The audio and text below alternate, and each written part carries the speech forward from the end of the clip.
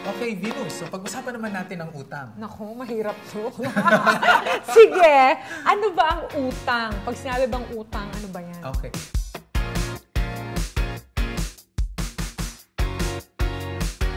Ang utang ay perang hiniram na kailangang bayaran at kadalasan may interest.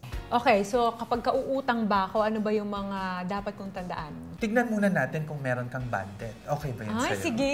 Gusto ko yan. Okay. Sige. Ang utang ay dapat ginagamit natin sa productive purposes. Gumamit ka na ba ng loan para ito ay ginamit mo for consumption o pang-konsumo? Loan? As in loan? Oo, na pumunta ako ng bangko at nag-loan ako, ganon? Hindi, kahit na humiram ka sa kaibigan mo, sa nanay mo, or kung kanino man, humiram ka ng pera tapos pinang-grocery mo to.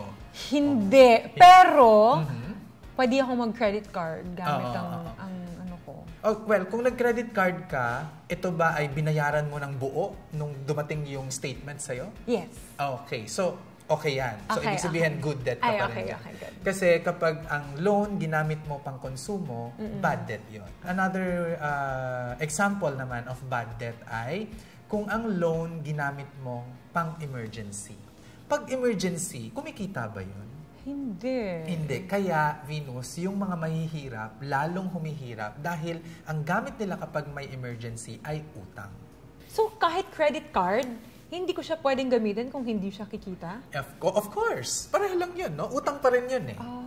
So mali na nagki-credit card ka kung gusto mong bumili ng cellphone, kaya laptop. So bad debt pa rin yun. Oo, bad debt pa rin yun, no? Pero for example, sa akin, no, I was able to use a credit card. Nagamit ko yung credit card ko at good debt ang labas. Ginamit ko yung credit card, bumili ako ng mga pampasalubong sana, no, sa mga pamilya ko nung ako ay bumisita sa kanila. Okay. Pero ang ginawa ko, nilista ko yung mga gusto nilang ipabili sa akin.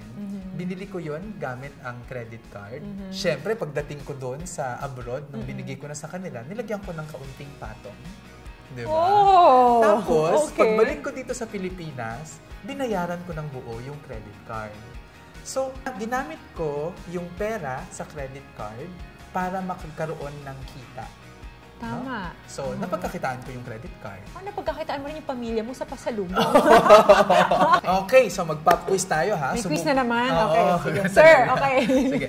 Pag bumili ng laptop, good debt ba to or bad debt? Depende. Wow!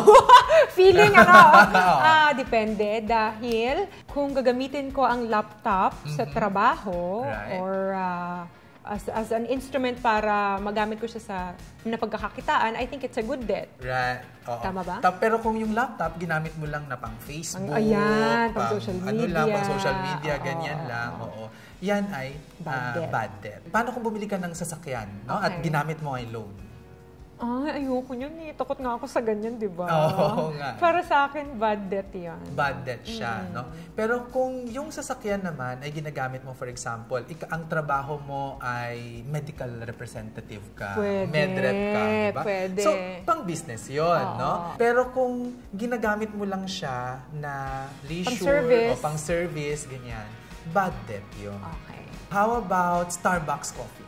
Bad debt talaga yan. Kasi pwede ka naman mag-brew sa bahay.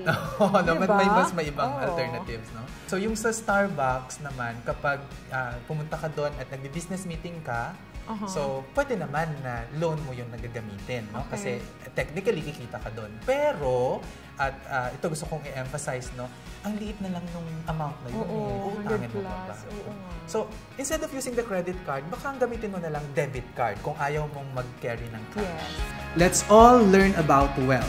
Like and share our page and Be free for life!